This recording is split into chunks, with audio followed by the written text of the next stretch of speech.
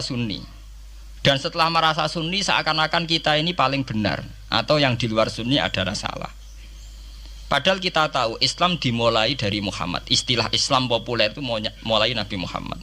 Meskipun secara sejarah istilah itu dimulai Nabi Ibrahim. Ini mulai populer itu era Nabi Muhammad. Kemudian Nabi Muhammad itu sebagian riwayat hanya ngendikan ketika banyak firqah, itu yang benar adalah ahli sunnah wal jamaah.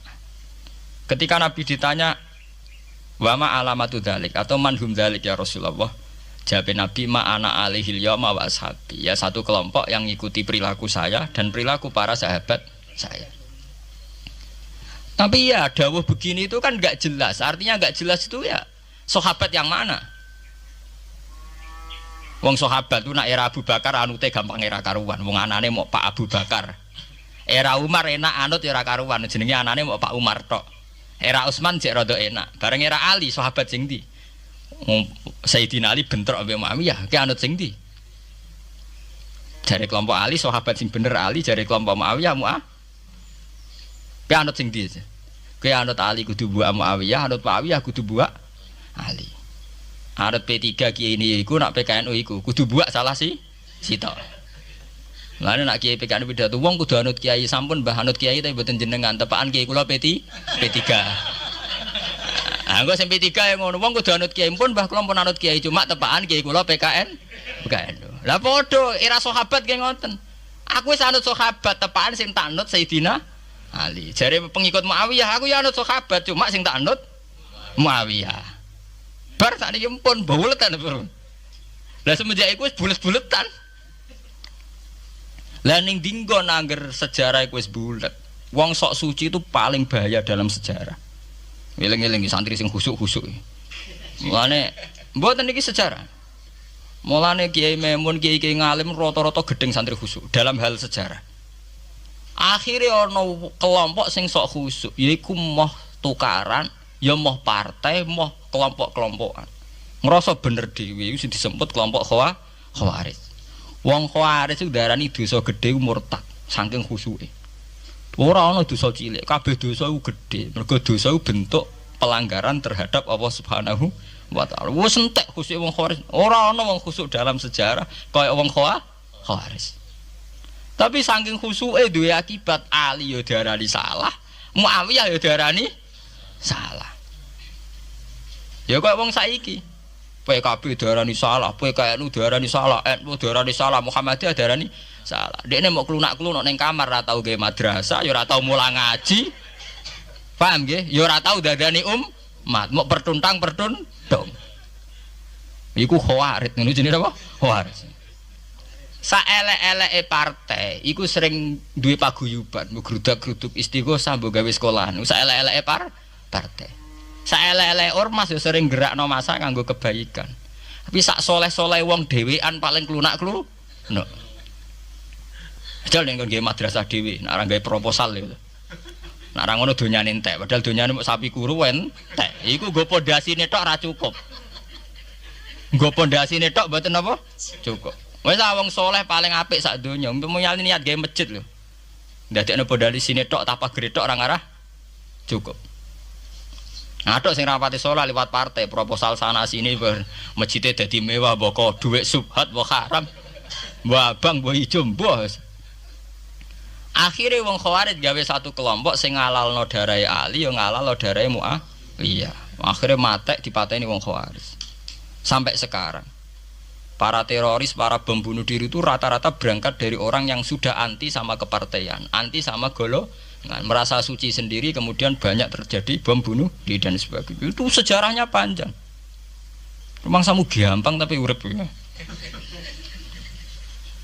Sebab itu semenjak itu sudah ulama-ulama itu tidak seneng sama orang yang merasa sok suci sendiri, benar. Loh saya sering ditanya, Gus, sampean itu kan tidak berpartai. Terus kalau organisasi di Indonesia yang sampean ikuti apa? Tak jawab. Asal NU atau Muhammadiyah itu mayoritas, saya hanya ada di antara dua itu. Asal mayoritas, masih mayoritas. Soal aku tidak pengurus, memang tidak pengurus, tapi saya milih di antara NU atau Muhammadiyah. Asal masih mayoritas. Secara organisasi lah. Bahwa per detail perilaku kita karena kita punya ilmu, ya mungkin kita punya keekhasan sesuai kapasitas Tapi kita harus milih salah satu NU atau Muhammadiyah. Karena ya Nabi sering pesan bahirul muslimin wa man sadza fin nar alaikum bil jamaah fa inna yadawahi ma'al jamaah wa man sadza fin nar. Kamu harus ikut kelompok mayoritas. Kamu enggak boleh hidup sendiri.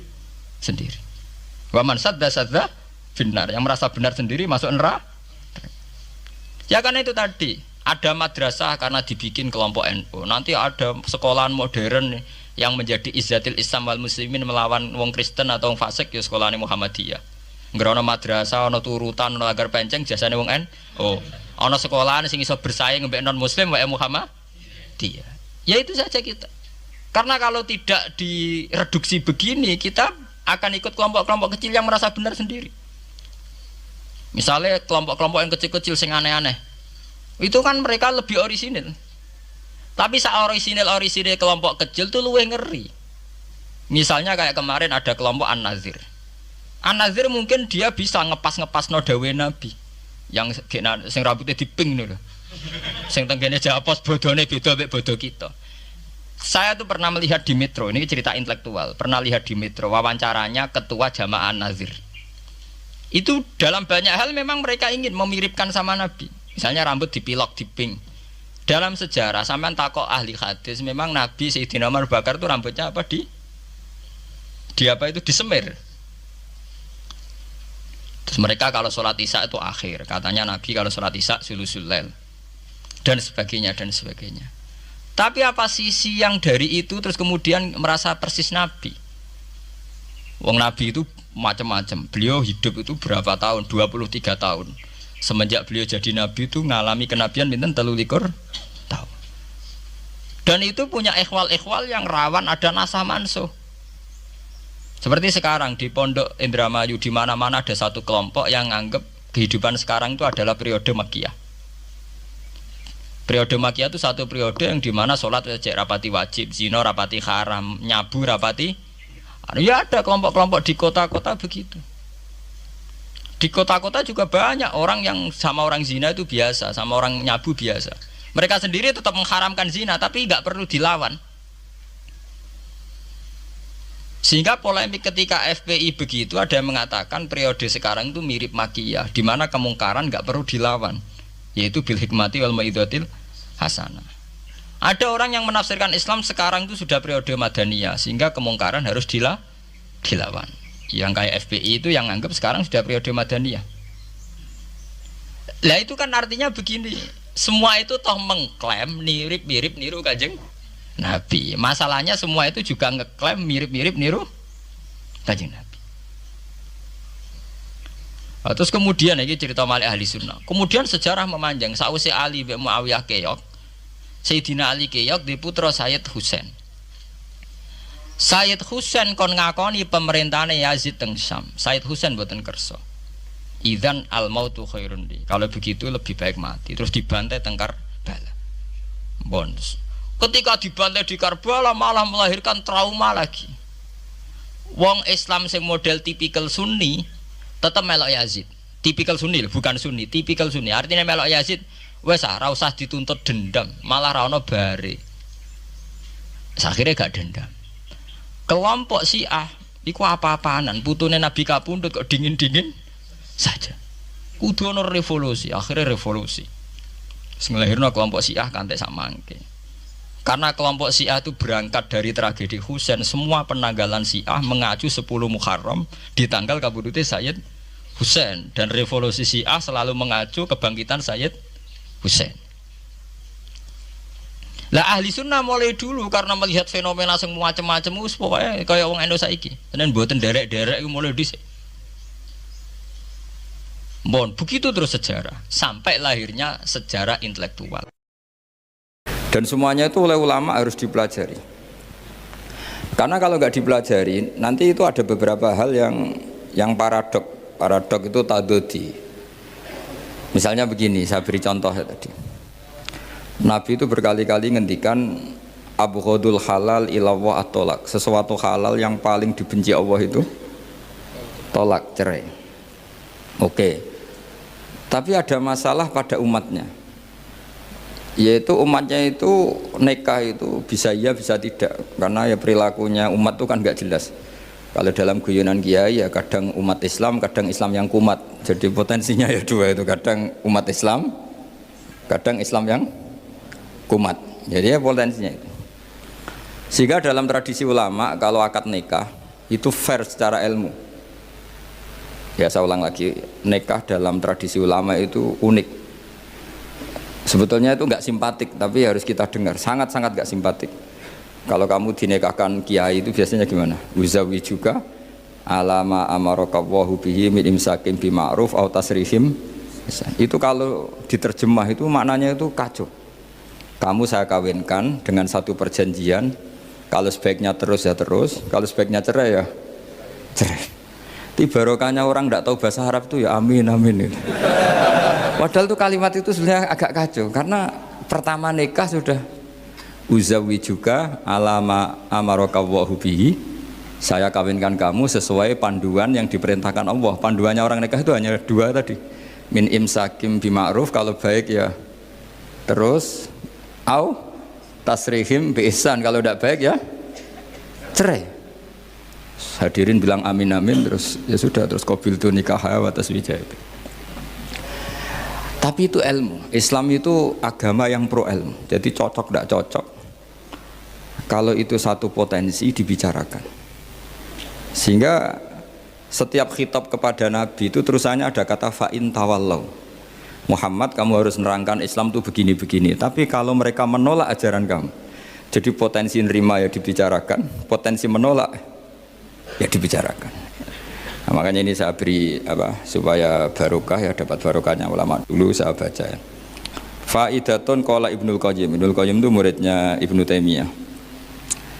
Ta'ammal khitabal Qur'an tajid malikan lahu al-mulku kulluh wa lahu alhamdu kulluh. Azimmatul umuri kulliha biyadi wa masdaruha minhu wa mawriduha ilaihi. Mustawiyan alal arsy la takhfa alaihi khafiyah. Min aqtari mamlakatihi aliman bima fi nufusi abidihi muttali'an ala asrarihim wa ala niyatihim munfaridun bitadbiril malakah yasma'u wa yara wa yu'ti wa yamna wa yusibu wa yu'aqib wa yukrim. Jadi begini maksudnya, khitab itu otoritas dari minal a'la ilal adna, dari yang lebih kuat ke yang lebih bawah, itu namanya khitab. Kemudian harusnya kita semua sebagai manusia itu sebenarnya orang yang tidak sah memberi khitab, memberi perintah. Karena kita sendiri tidak berstatus khalik, pencipta. Jadi misalnya gini, saya janji sama sampean besok datang ke saya, kamu tak kasih uang. Besok saja saya tidak mesti hidup. Jadi janji itu sudah salah, besok saja saya tidak mesti hidup. Kalaupun hidup saja uang saya terbakar atau dicuri orang. Maka di sini dibutuhkan otoritasi khitab, harus diberikan zat yang punya otoritas penuh, yaitu zat yang nggak akan mati, yang nggak akan lumpuh, yang nggak akan mengalami satu gangguan sosial. Sebab itu dalam pandangan ulama tafsir itu punya akibat, saya ulang lagi, punya akibat bahwa hanya Allah yang berhak memberi khitab. Sehingga saking kerennya Allah itu bisa khitabun lil makdum. Ini di sini nanti ada contohnya. Sesuatu yang enggak ada kemudian Allah bilang kun menjadi ada. Sehingga Allah itu enggak bisa dibantah, enggak bisa ditentang karena bisa apa saja. Karena asbabul qudrah adalah al-khalqu. Kalau dalam ilmu tafsir, kalau sampean dalam ilmu manusia kan gini, sebabnya melihat itu mata. Kalau dalam ilmu tafsir enggak, yang bisa menjadikan Anda melihat itu menciptakan. Saya lagi ya, jadi kalau dalam ilmu tafsir asbabur ru'yah itu al-khalqu bukan al-basar. Kalau kamu melihat karena mata berarti setelah jauh tidak bisa melihat, atau setelah tertutupi tidak bisa melihat. Tapi kalau kamu mengetahuinya karena menciptakan, maka kapan saja bisa melihat. Misalnya gini, saya punya emas 1 gram, kecil sekali 1 gram, saya tanam di dalam Monas, kedalamannya 1 meter. Mbok saya sudah di Jogja, saya tetap tahu bahwa di Monas kedalaman 1 meter ada emas 1 gram. Kenapa? Karena saya yang menciptakan, yang mengatur itu semua. Sehingga setelah saya di Jogja, setelah saya di mana-mana tahu bahwa di Monas itu ada emas 1 gram dalam kedalaman 1 meter. Sehingga Allah ketika mengatakan saya ini zat yang super tahu, itu kata Allah gimana? Ala ya'lamu man khalaqo. Ala ya'lamu ana ta ora ngerti sapa man wong zat khalaqo kang gawe sapa man. Masa orang yang menciptakan kemudian tidak tahu? Jadi awal tahu itu karena menciptakan. Tapi kita sudah lama jadi bodoh karena kita tahunya pakai mata. Sehingga kita mengatakan bagaimana orang buta bisa tahu wong dia buta. Kalau dia yang menciptakan tetap tahu. Tadi misalnya orang buta di kamar mandinya masang paku atau masang apa, dia tahu kalau di kamar mandi saya ada paku. Kenapa kok tahu? Karena yang masang saya. Nah, ini penting saya utarakan supaya nanti itu gampang analisis ayat-ayat berikutnya. Otoritas itu, otoritas khitab itu harus diciptakan dulu. Nah, baru setelah punya otoritas, saya ulang lagi, baru punya hak khitab. Nah sekarang enggak, para raja, para presiden, para dosen, para kiai itu sering melancarkan khitab, sementara dia enggak menguasai apa yang akan terjadi. Makanya Allah mengkritik kabura maktan indallahi antaqulu ma la tafalun. Itu salah besar ketika kamu seakan-akan memegang otoritas pada sesuatu yang sebenarnya kamu tuh tidak pernah melakukan, tidak pernah ikut menciptakan. Misalnya cong kowe nak nurut aku sebenarnya mesti uripmu kepenak. Otoritas itu dari siapa coba? Urip kepenak ya di luar wilayah kita, kehidupan besok juga di luar wilayah kita. Sampai kita kalau mau ke kuburan itu panduannya Nabi gimana kalau berdoa? Apa? Assalamualaikum daro qaumim mukminin wa inna insyaallahu bikum lahikun. Salam untuk kalian semua dan kita insya Allah suatu saat akan bertemu, insya Allah. Padahal mati itu adalah satu keharusan. Tapi kalau yang di kuburan itu orang mukmin, kita tidak ketemu lagi sama mereka jika kita mati kafir, karena nanti tempatnya beda. Yang satu alamatnya surga, yang satu alamatnya neraka. Maka kata ulama, kata insya Allah di situ adalah kita masih berharap mati dengan status yang sama, sehingga bisa ketemu. Jadi itu artinya gini, di selain Allah itu bilang janji, bilang khitab itu enggak sah. Dulu Kanjeng Nabi Muhammad SAW itu saking yakinnya setiap problem itu ada malaikat Jibril datang, saking yakinnya. Suatu saat ada orang Yahudi tanya, Muhammad kalau kamu Nabi betul, beritahu kami tentang Dzulqarnain, beritahu kami tentang Ruh, beritahu kami tentang Luqman Al-Hakim. Nabi karena reputasi hariannya dipandu Jibril bilang, ya udah besok datang lagi ke sini tak jawab. Ternyata Jibril nggak datang, padahal semua ditunggu lama nggak datang sampai ratusan. Padahal yang tanya orang Yahudi yang sukanya bully Nabi, lama nggak datang. Lama-lama protes, Jibril ini gimana, saya dalam keadaan tertekan malah tidak datang. Datang Jibril dengan tanda kutip nyalahkan. Yaitu ada ayat wala taqulanna li syai'in inni fa'ilun dzalika ghadan illa ayasha. Jangan katakan besok bisa melakukan sesuatu tanpa mensandarkan itu semua kepada kekuasaannya Allah Subhanahu wa taala. Akhirnya semenjak itu Nabi mensyariatkan kalau kamu janji harus mengatakan insya Allah.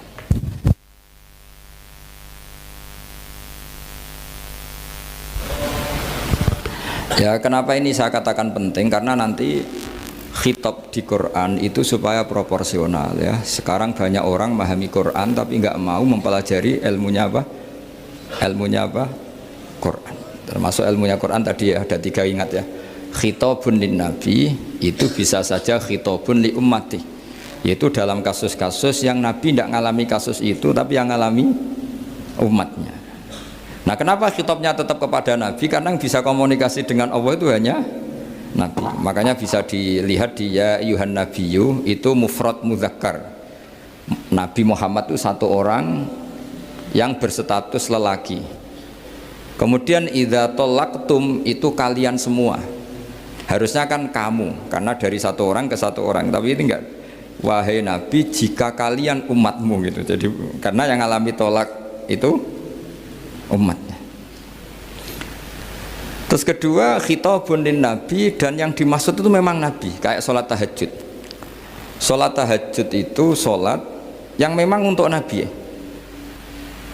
Karena tahajud yang menjadikan punya hak syafaat itu hanya nabi. Sehingga ngendikane ulama, nabi itu wajib tahajud, tapi kalau umatnya hanya sunat tahajud. Jadi nabi itu termasuk ya kelebihannya sekaligus bebannya wajib apa? Tahajud. Tapi bagi umatnya sunat. Kenapa? Karena nabi ingin sekali punya hak syafaat. Kemudian sama Allah diberi instruksi, diberi syarat, wa minal laili fatahajjat bihi nafilatal lak asa ayyab'atsaka rabbuka maqama mahmuda. Muhammad, kalau malam kamu harus tahajud supaya kamu nanti diberi hak syafaat. Itu kalau umatnya tahajud nggak boleh sampai diteruskan ayat-ayat ayat asuka, karena kamu tidak punya hak syafaat. Disyafaati saja tidak mesti. tapi Nabi harus tahajud supaya punya hak apa? Dan perlu dicatat, syafaat itu hadisnya sahih semua, di Bukhari ada, di Muslim ada. Cuma orang berlebihan cara menolak syafaat atau mengimani syafaat. Ada yang berlebihan ngimani sampai tidak pernah ngamal baik, mentang-mentang nanti dapat syafaatnya Kanjeng Nabi. Ada yang nggak percaya syafaat, itu ya kebablasan juga, padahal itu ada di hadis sahih semua cerita syafaat. Itu khitabun nabi, dan yang dimaksud memang nabi, sehingga umatnya tidak wajib tahajud tapi nabi wajib tahajud. Terus ketiga, khitabun lin nabi sekaligus khitabun li ummati, itu yang dimaksud di hadis Arba'in Nawawiyah, wa inna wa ta'ala amaral mursalin bima amaral bil mu'minin, atau dibalik amaral mu'minin bima amaral bil mursalin, dibolak-balik sama, yaitu para nabi ya dikhitabi memakan sesuatu yang thayyibat, para orang mukmin juga kena khitab memakan sesuatu yang apa? Thayyibat. Ini sama. Jadi ya ini ada tiga berarti ya, khitabun lin nabi, tapi yang dimaksud umatnya, khitabun lin nabi yang dimaksud adalah nabi saja. Terus ketiga, khitabun lin nabi yang dimaksud plus umatnya. Nah, kajian seperti ini penting. Karena kesalahan Khawarij itu satu kelompok ekstrim yang tidak mengikuti Sayyidina Ali, juga gak ngikuti Sayyidina Muawiyah, tidak ngikuti Ali, juga gak ngikuti Muawiyah, disebut Khawarij. Khawarij itu jamaknya Kharijah, dia keluar dari pikiran ala Sayyidina Ali, juga keluar pikiran dari Muawiyah. Di sini disebut dia khurut dari kata Khawarij, serba keluar, dia tidak ngikuti sana, tidak ngikuti sini, akhirnya disebut Khawarij. Nah, Khawarij itu orang yang berpikir sesuai kritik yang dilakukan Quran, tapi mereka lupa bahwa yang punya otoritas kritik itu Allah, karena yang kalau boleh sama-sama terganggu kerajaannya itu hanya Allah. Gini, saya beri contoh ya, yang punya hak ketika sepeda motor saya kamu pakai, yang punya hak menentukan itu gasap apa pinjam itu saya apa orang lain? Saya. Ketika yang pakai gak pamit itu teman akrab saya atau anak saya atau orang yang saya ridhoi, itu namanya gasap apa pinjem gak pamit? Ya udah, ini harus jelas. Tadi pagi saya ngaji direktorat, saya bilang di fikih itu ada istilah ulima ridhohu, sesuatu tidak pamit formal tapi sudah diketahui ridhonya. Makanya di fikih ada bab namanya mu'atoh, tadi pagi saya terangkan ya. Di perdebatan fikih itu ada bab namanya apa? Mu'atoh. Mu'atoh dari kata ato yu'ati, mu'atotan, saling transaksi yang non verbal tapi maklum. Ya seperti kalau kamu marung itu contohnya, kalau kamu marung di kantin terus makan gedang goreng, itu nyuri apa beli? Coba jawab saja. Kalau dikatakan beli kamu belum bayar, kalau dikatakan nyuri terang-terangan. Coba kalau mbak-mbak milih mana, itu nyuri apa beli? Kalau beli belum bayar, kalau nyuri kok terang-terangan ya. Nggak nyuri apa beli?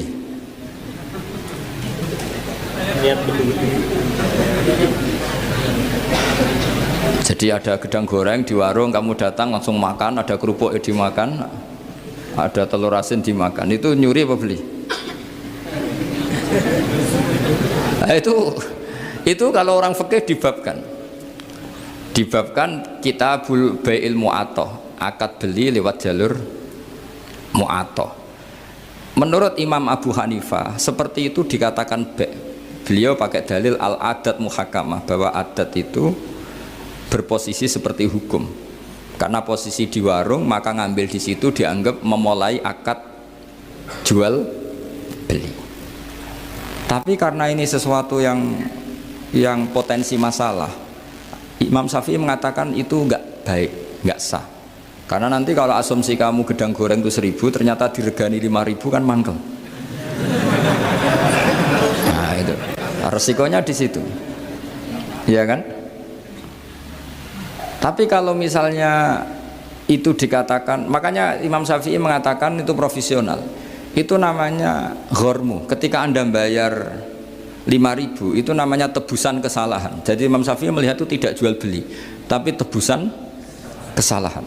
Sehingga kalau saya jadi hakim, misalnya pembeli bilang asumsi saya 1.000 Gus, terus kata baek, kata penjual, enggak Gus itu tak jual 5.000, saya harus memenangkan baek. Memenangkan siapa? Penjual. Karena penjual adalah pemilik gedang goreng itu, dan posisi yang makan adalah perusak barang orang lain. Gitu. Sehingga dimenangkan penjual.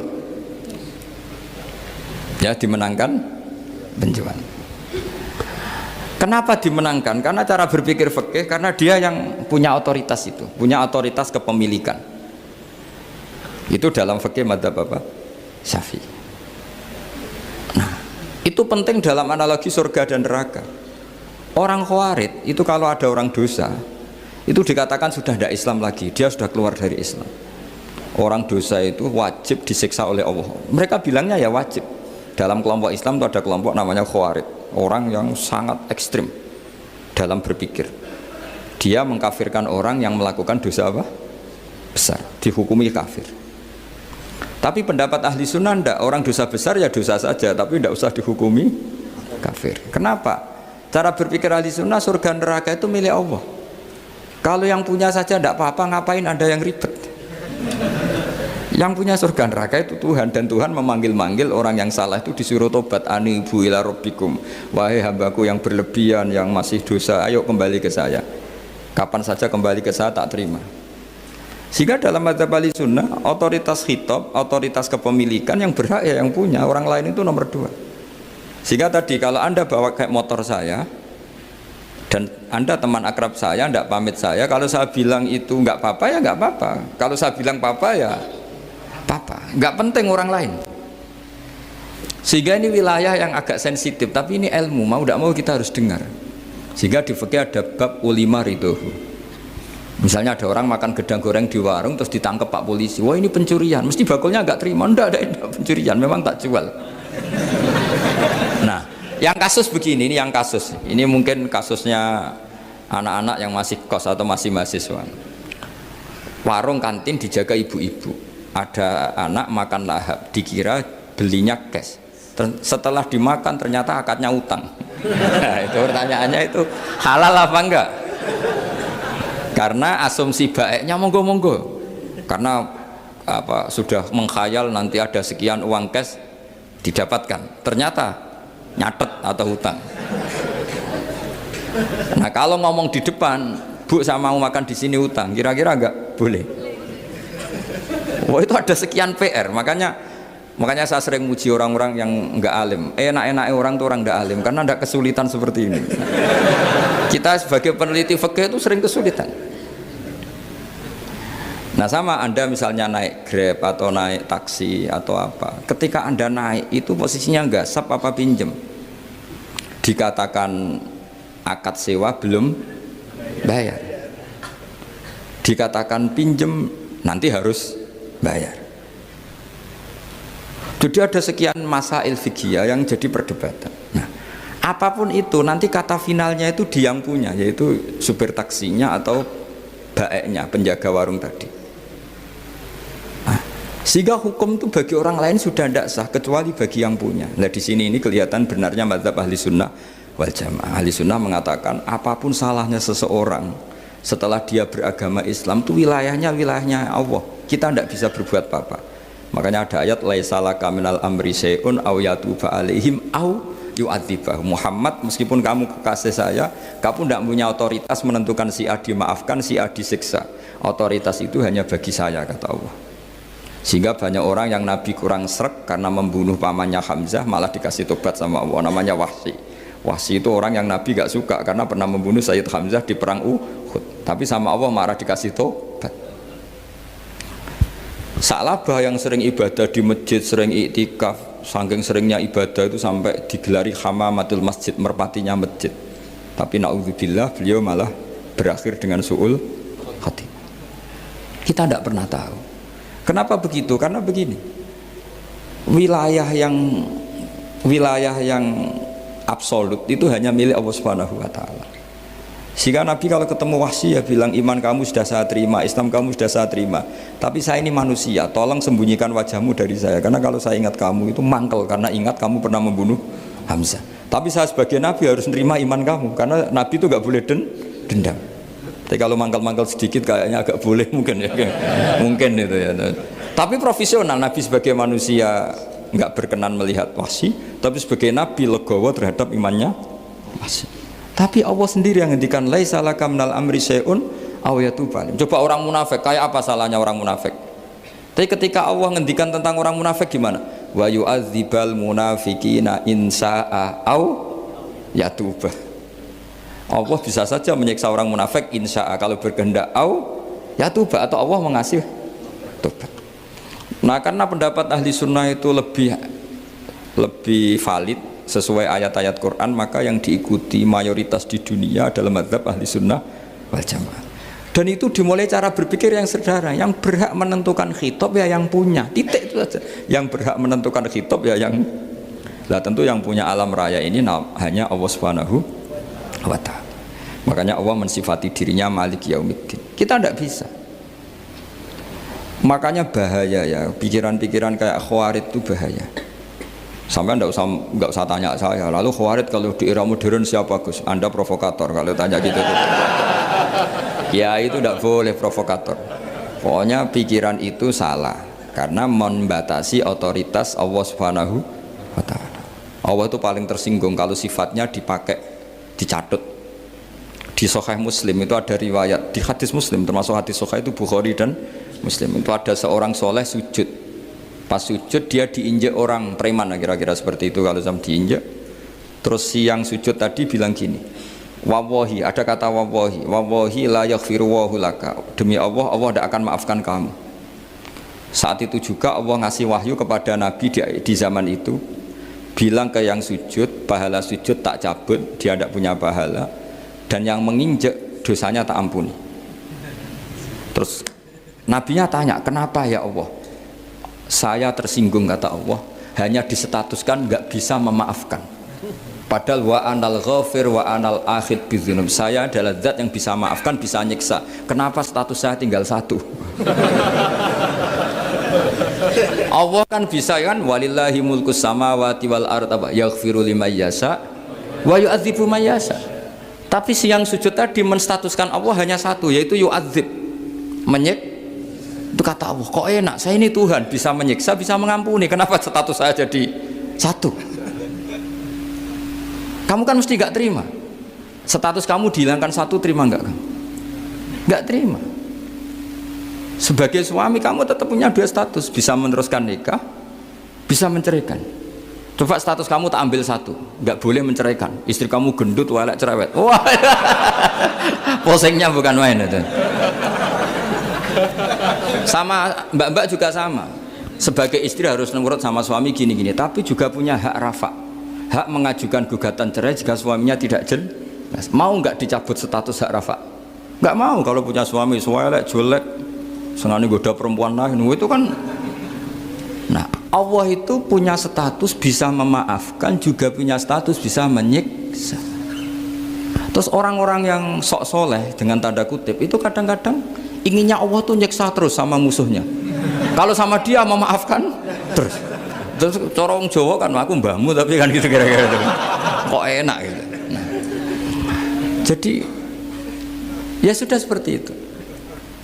Lagi-lagi kata kuncinya apa? Beri otoritas itu hanya kepada Allah Subhanahu wa ta'ala, karena dia adalah pemilik otoritas sejati. Sehingga zaman Nabi siapa saja itu ya mungkin orang kayak apa dulu Khalid bin Walid. Perang Uhud kalah itu panglimanya orang kafir zaman itu siapa? Khalid bin Walid. Dan dia melakukan pembunuhan masif zaman itu. Tapi dia dikasih tobat. Namanya Khalid bin Walid.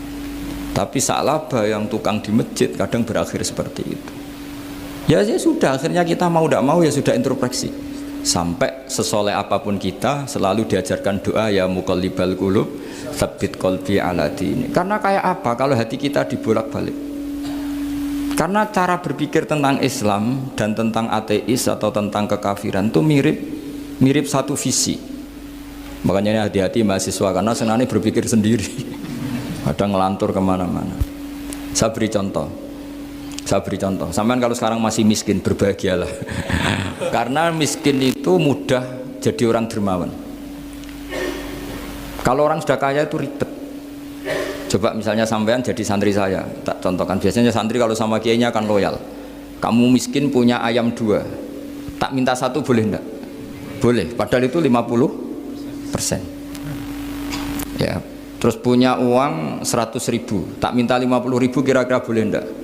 Boleh, padahal itu 50%. Tapi kalau kamu kaya, punya uang 1 miliar, tak minta 500 juta, boleh enggak kira-kira? Padahal itu berapa? 50%. Gampang mana dermanya orang kaya sama orang miskin? Untuk mengamal 50. Itu mahasiswa yang masih miskin-miskin, uangnya hanya 100.000, nraktir temannya habis nggak masalah. Padahal itu berarti 100%. Uangnya 50.000 diminta temannya dikasihkan semua. Padahal itu aset satu-satunya. Nah, Sa'labah itu cara berpikir gitu sehingga Allah tersinggung. Saya beri contoh ya, Sa'labah itu singkat cerita kan kalau habis jamaah salam langsung lari pulang. Terus ditanya sama Nabi, kenapa kamu kesusu pulang gitu?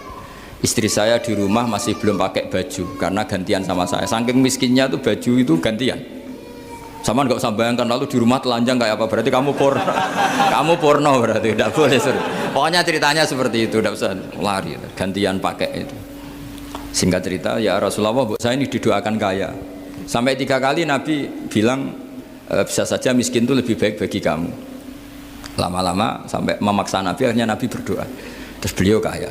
Dan Sa'labah agak salah, dia nggak minta paket kaya barokah tapi mintanya kaya saja, diturutin kaya. Pertama punya kambing di pegunungan ya, kalau di Arab itu kan kambing diletakkan di Jabalen, Mabinal Jabalen, di antara 2 lembah itu 40 sampai 80 sampai 4.000. Singkat cerita ketika 40 Nabi sudah memerintahkan sahabat diminta zakat. Berarti kalau 40 itu 1, kalau 80 kira-kira 2. Ya sudah gitu. Sebetulnya ketika 40 kalong 1 terkurangi 1 zakat itu kan ringan karena masih 39. Ya kayak tadi kamu punya uang 1 juta, jangan 1 juta, 500.000 sudah agak berat kamu. Tidak, gini saja, tak beri contoh betapa mudahnya dermawan bagi orang miskin. 1 juta itu kan zakatnya berapa? 25.000 ya. Rubul usyur kalau dalam bahasa Arab itu berapa? Kalau bahasa kampus kan berapa? 2%, 2,5 ya, 2,5. Itu bahasa keliru sebetulnya. Sama ikut saya saja. Saya itu berkali-kali saya pernah nggarap matematika, cepet-cepetan mbek pakar matematika itu mesti cepet saya. Karena saya ini agak bedui. Orang bedui itu cara berpikir itu lebih gampang. Jadi kalau orang Arab, tak ajarin matematika Arab ya, itu nggak ada porogapit. Jadi begini cara berpikir orang Arab itu berpikir bertahap. Ya kalau 2,5 itu kalau orang Arab bilang rubul usyur apa? Rubul usyur, 1/4 dari 1/10. Jadi kalau orang Arab berpikir bertahap. Jadi misalnya 1 juta, 1/10-nya berapa? 100.000. Terus 1/4-nya berapa? 25.000. Jadi disebut rubul usyur, 1/4 dari 1/10. Jadi 1 miliar, cari 1/10-nya dulu, 100 juta. Terus 1/4-nya, sehingga nggak usah porogapit ruwet. Jadi orang Arab kalau bilang 1/10 sama 1/20 itu tidak bisa, karena nanti tidak porogapit. Orang Arab bilang al usyur atau nisful usyur. Misalnya zakatnya apa itu zuru, berarti 100, 1/10-nya berapa? 10. Terus orang Arab kalau misalnya pertanian kamu biayai zakatnya 1/20. Orang Arab bilang bukan 1/20, nisful usur. Berarti berapa? 100 usurnya 10. Separuhnya 1/10. Berarti 5. Lah 5 ini bahasa kamu apa? 1/20. Iya. Bahasa orang